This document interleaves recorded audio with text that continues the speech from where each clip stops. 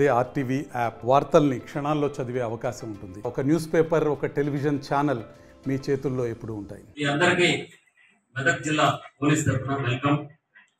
ఈరోజు మీరు ఈ జిల్లా వాసులందరూ కూడా ఎంతో కష్టపడి పోటీలో పాల్గొని ఎగ్జామ్ రాసి కష్టపడి ఉద్యోగం సాధించారు. ఉద్యోగం వచ్చిన తర్వాత మీరందరూ వివిధ పీటీసీలు మీరందరూ ఎంతో బెస్ట్ పర్సన్, అంటే మీరు ఎంతో మంది కష్టపడి ఎంతో మంది పోటీలో పాల్గొంటే మీరు వచ్చిన ప్రోడక్ట్ మీరందరూ.